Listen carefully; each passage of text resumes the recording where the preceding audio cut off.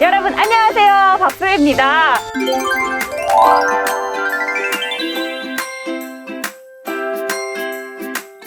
제 뒤로 너무너무 아름다운 풍경이 보이죠? 저는 지금요 광주 8경 중에 하나인 경안천 습지 생태공원에 나와 있습니다.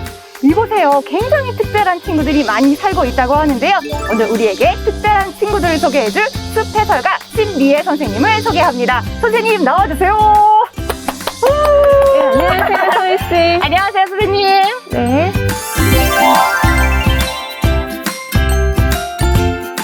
네, 오늘요 이 경안천 습지 생태공원에서 특별한 친구들을 만날 수 있다고 해서 제가 찾아왔거든요.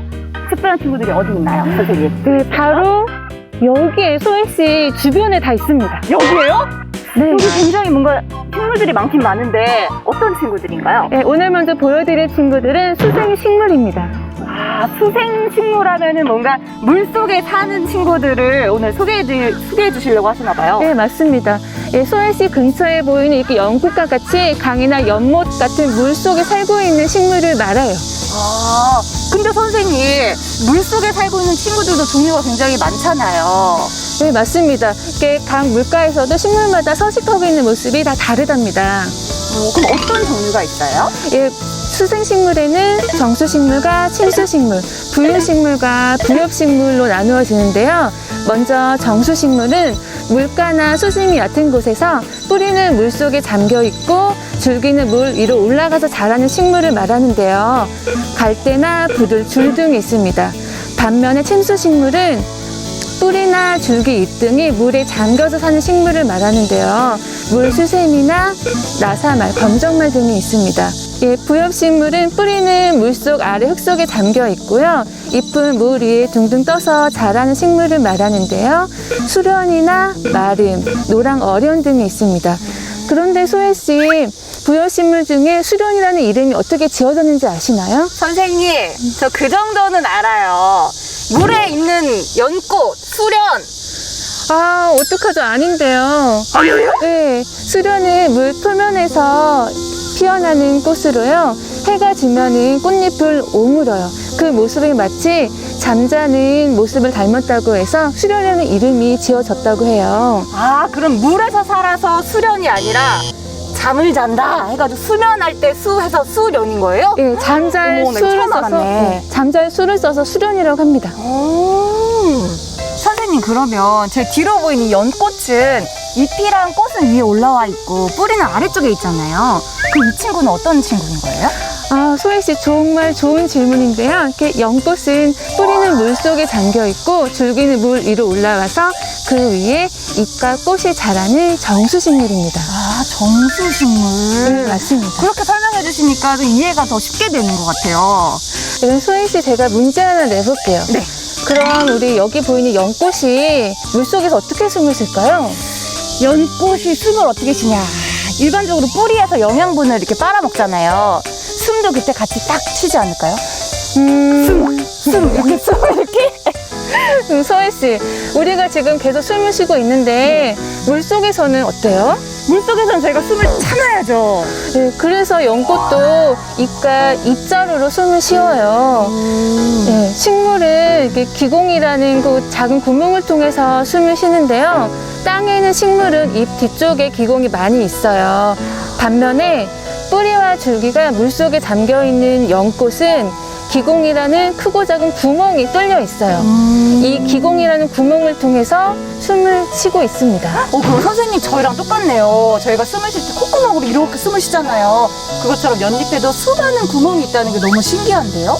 예, 맞습니다. 예, 그리고 연잎의 앞면에는 눈에 보이지 않을 정도로 아주 작은 돌기가 무수히 많이 있어서 물을 튀겨도 묻지 않고 미끄러지기 때문에 기공을 막지 않아요. 지금 제 뒤로 보이는 연잎을 봐도 그 위에 이렇게 송글송글 이제 물방울이 맺혀 있거든요. 그 모습이 꼭 저희 우산 쓰고 갈 때도 빗물이 이렇게 또르르 흘러내려가는 모습 같기도 하고 비슷한 것 같아요. 예, 맞아요. 소혜 씨 관찰력이 아주 좋은데요. 이런 식물의 특징을 활용해서 우리 실생활에 많이 이용을 하고 있답니다. 이렇게 연잎의 특징을 활용해서 물이 젖지 않은 옷을 만들거나 느릅나무 모양의 생김새를 이용해서 빗물을 모으는 장치를 만들기도 한답니다. 아, 예쁘기만 한 게 아니라 또 이렇게 우리 실생활에도 도움을 많이 주네요. 네, 맞아요. 근데 소혜 씨, 우리 이 연꽃에 특별한 재능이 한 가지 더 있는데 한번 맞춰보실래요? 특별한 재능이라. 예쁘고 기분 좋게 해주는 재능이 있네요, 선생님. 네, 그것도 맞습니다. 네, 우리 소혜 씨, 이렇게 연꽃을 이렇게 진흙 속에서 피어나고 자라서 7월이나 8월경이면 이렇게 우리를 즐거움을 주는 이렇게 커다랗고 예쁜 꽃을 많이 피우는데요. 이 연꽃이 물을 깨끗하게 정화해주는 아주 특별한 재능이 있습니다. 선생님, 그러면 연꽃이 어떻게 물을 깨끗이 정화할 수 있는 거예요? 오, 정말 좋은 질문인데요, 소혜 씨. 예, 그런데 아까 연꽃이 어떻게 숨을 쉰다고 했죠? 기공을 통해서요. 예, 맞아요. 이렇게 연꽃은 이렇게 연잎과 잎자루 사이에 기공이라는 수많은 구멍이 뚫려 있어서 이 구멍을 통해서 숨을 쉬고요. 공기가 뿌리까지 전달이 돼서 뿌리가 썩지 않고 물속에서도 숨을 쉴 수가 있는 것이랍니다. 이 과정에서 물을 오염시키는 질소나 인과 같은 부영양화 물질을 빨아들이는 동시에 물을 깨끗하게 정화를 시키면서 물속에 살고 있는 다양한 생물들이 잘 호흡할 수 있도록 산소를 공급하는 자연 필터 역할을 한답니다. 연꽃은 보니까 이렇게 예쁘기도 하지만 물도 정화시켜주고 또 물속에 사는 다른 친구들이 신선하게 호흡할 수 있도록 공기를 또 제공을 해주네요. 네, 맞습니다. 너무 좋은 친구다. 네, 그럼 소혜 씨, 우리 연꽃과 같이 살고 있는 다른 친구들 한번 만나보러 갈까요? 친구가 또 있어요? 네, 있어요. 그 친구는 네. 어디 있어요, 선생님? 우리 지난번에 그 경안전 습지 생태공원 겨울편에서 부흥 선생님이 소개시켜 주셨던 등에 줄무늬가 있던 친구 기억나시나요? 혹시 이거 맞나요? 이 친구? 맞아요? 네, 맞아요. 금개구리를 제가 못 보고 갔어요, 선생님. 네, 그때 오셨을 때는 금개구리가 동면에 들어가서 네. 볼 수가 없었잖아요. 뽀금이만 보고 갔어요. 네, 맞아요. 네. 그러면 우리 소혜 씨, 우리 금개구리 보러 한번 가볼까요? 오늘은 볼 수 있는 거예요? 이쪽으로 와보실까요? 네. 금개구리가 기다렸죠? 오, 드디어. 선생님, 저희가 이제 자리를 옮겨서 금개구리를 보러 왔는데요. 제가 아무리 둘러봐도 제 눈에는 금개구리가 안 보여요. 어디 금개구리 한번 찾아볼까요? 네. 저기 소혜 씨 쪽에서 약간 한시 방향으로 지금 보이는데요. 어디요? 저기 조그만 거요? 네, 저기 등에 금색 줄 보이시나요? 예, 저렇게 생겼구나. 네, 저 개구리가 바로 금개구리입니다. 제가 저번에 왔을 때는 실제로 못 봤잖아요. 굉장히 귀엽네요. 네, 엄청 귀엽죠? 네. 오늘은 금개구리에 대해서 저번 편에 못 본 친구들이 있을 수도 있으니까 금개구리에 대해서 다시 한 번만 설명을 해주세요, 선생님. 네, 그럴까요? 이게 금개구리는 전 세계에서 우리나라에서만 살고 있는 토종 개구리로 배 전체가 황금색을 띠고요. 등 양쪽에 금색 줄이 2줄 있다고 해서 금개구리라고 하는데요. 금개구리는 10월경에 축축한 논둑이나 흙 속을 파고 들어가서 겨울잠을 자고요. 4월이 되면은 겨울잠에서 깨어나요. 금개구리는 울음주머니만 작은 것이 아니라 다른 개구리들처럼 잘 뛰지도 못해요. 그래서 서식지에서 크게 벗어나지 않고 겨울잠을 자던 곳 근처에서 5월에서 7월 사이에 번식을 한답니다. 금개구리는 낮은 지대의 논밭 근처나 물 웅덩이, 습지에서만 알을 낳는데요. 알을 물 위에 덩어리째 낳는 다른 개구리들과는 달리 금개구리는 수초에 붙여서 여러 군데에 나누어서 알을 낳습니다. 약 2주가 지나면 알에서 올챙이가 태어나요. 물에서 사는 올챙이는 아가미로 숨을 쉬는데요. 처음에는 아주 작은 물풀을 먹고 살다가 좀 더 자라면 물벼룩이나 작은 벌레를 먹기 시작해요. 먼저 뒷다리가 나오고 앞다리가 나오면서 꼬리가 점점 짧아지면서 사라져요. 아가미는 퇴화되고 폐가 발달하는 변화를 거치면서 어린 개구리가 된답니다.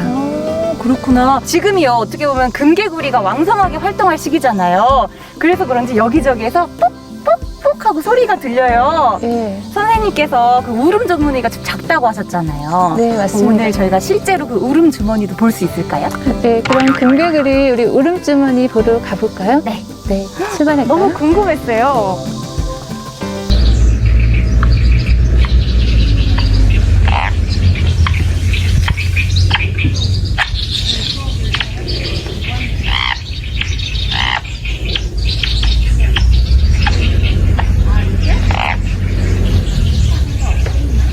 선생님, 금개구리가요, 눈도 둥글둥글하고 너무 귀엽게 생겼다고 생각했거든요. 근데 울음주머니도 너무 앙증맞고 귀여워요. 네, 맞습니다. 너무 귀엽죠? 네, 너무 귀여워요. 네. 근데 이 귀여운 친구가 안타깝게도 지금 멸종 위기에 처했다는 그런 소식을 들었어요, 제가.